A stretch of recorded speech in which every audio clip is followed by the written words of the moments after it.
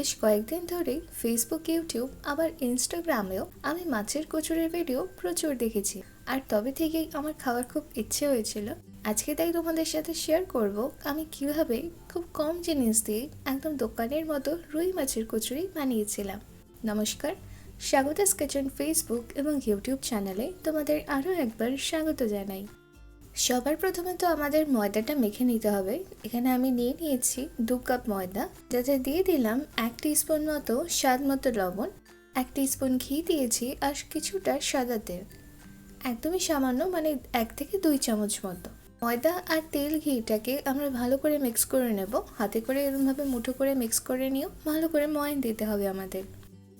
তারপরে এতে অল্প অল্প করে জল দিয়ে ময়দাটা একটু নরম করে মেখে ফেলবো, বা তোমরা যেভাবে বেলতে সুবিধা হয় তোমাদের সেই রকমভাবে মেখে নিও। তো এখানে আমার ময়দাটা মাখা হয়ে গেছে। ময়দাটা আমাদের রেখে দিতে হবে 8 থেকে 10 মিনিট। ময়দাটাকে একটু আমি ঠেসে নিচ্ছি। ঠেসে নিয়ে আমি এটা ছোট ছোট গোলা করে নেব।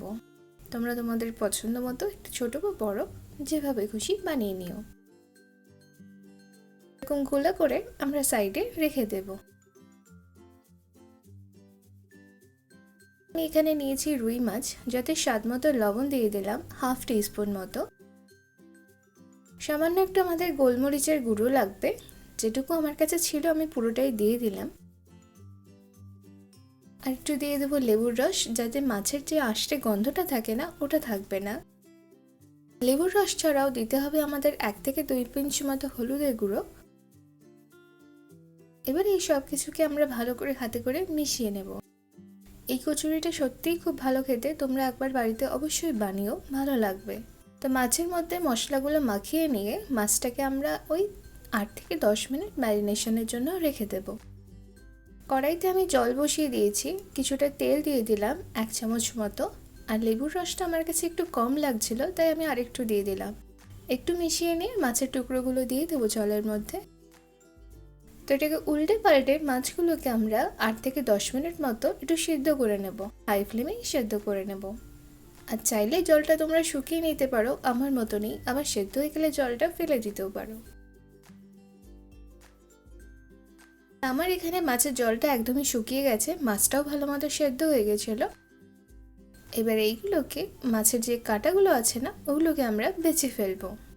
আর চাইলে তোমরা ছালগুলো ফেলে দিতে পারো, আমি আর ছালগুলো ফেলিনি, শুধু কাঁটাগুলোই বাদ দিয়ে দিয়েছি। রুই মাছ ছাড়াও তোমরা পাঙাশ মাছ আর লোটে মাছ, আবার ভেটকি মাছ, এই মাছগুলো দিয়েও বানাতে পারো। তো মাছের আমার কাটা বাছা হয়ে গেছে, মাছটাকে এবার সাইডে রেখে দিচ্ছি। কড়াইতে দিয়ে দিলাম 2 চামচ সর্ষের তেল পুরটাকে রান্না করার জন্য। স্বাদ মতো লবণ 1/2 টিস্পুন মতো। আর এখানে 2টো পেঁয়াজ, 2টো কাঁচা লঙ্কা আমি চপারে চপ করেছি, একটু মিহি করে আমাদের কুচিয়ে নিতে হবে।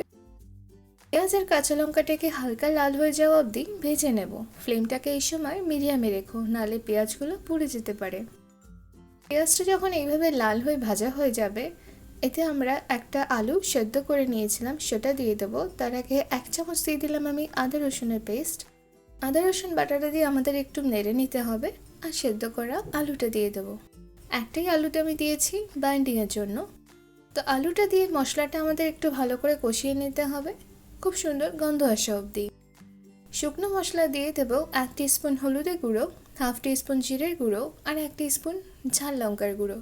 আসলে এটা শুকনো লঙ্কাটাকেই আমি বাড়িতে একটু টেলে নিয়ে গুঁড়ো করে নিয়েছি, যার জন্য এটা ঝালটা একটু বেশি হয়, কালারটা কম হয়।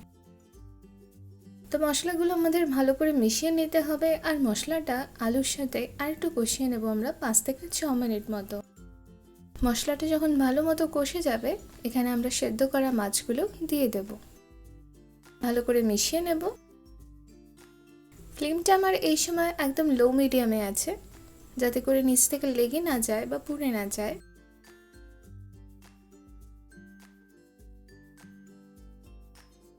সব শেষে সামান্য গরম মশলা গুঁড়ো দিয়ে দেব, আর একটু টমেটো সস 1 চামচ মতো।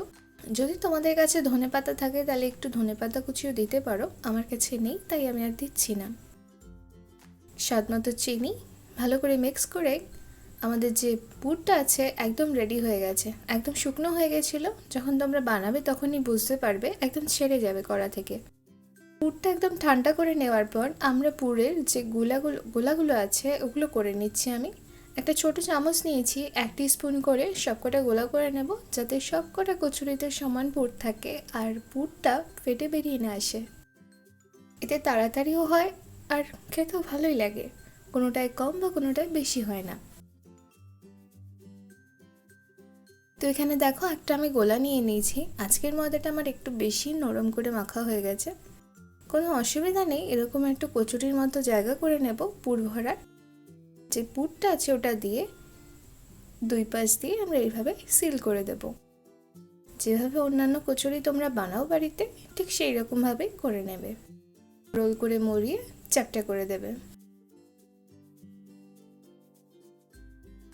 একই রকমভাবে আরও পুর আমরা ভরে ফেলবো,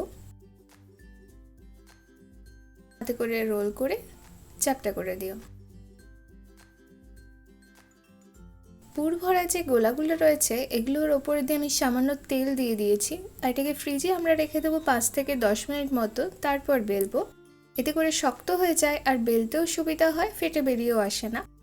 আমি ওপর থেকে একটু তেল লাগিয়ে বেলে নিচ্ছি, তোমরা চাইলে শুকনো ময়দা দিয়ে বেলতে পারো। ফ্রিজে একটু রেখে দিলেই তোমার বেলাটাও সুন্দর হয়, এরকম গোল হবে। তো এটাকে তুলে ফেলবো আর ভেজে নেব। একই রকমভাবে আরও আমরা বেলে নেব। তো আমাদের বেলা হয়ে গেছে, এবার ভেজে ফেলবো।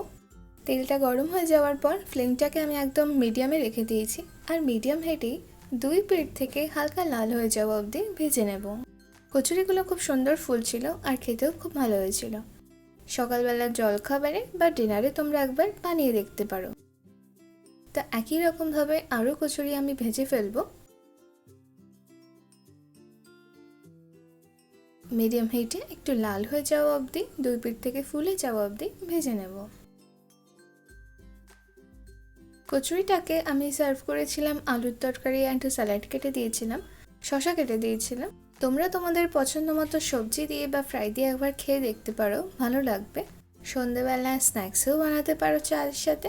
তাহলে ভিডিওটা যদি তোমাদের ভালো লাগে তাহলে অবশ্যই লাইক, কমেন্ট, শেয়ার আর সাবস্ক্রাইব করে দিও চ্যানেলটাকে। আর যারা ফেসবুক পেজে দেখছো অবশ্যই পেজটাকে ফলো করে দিও। ধন্যবাদ। আর বাড়িতে একবার বানিয়ে আমাকে কমেন্ট করে অবশ্যই জানিও কেমন লাগলো।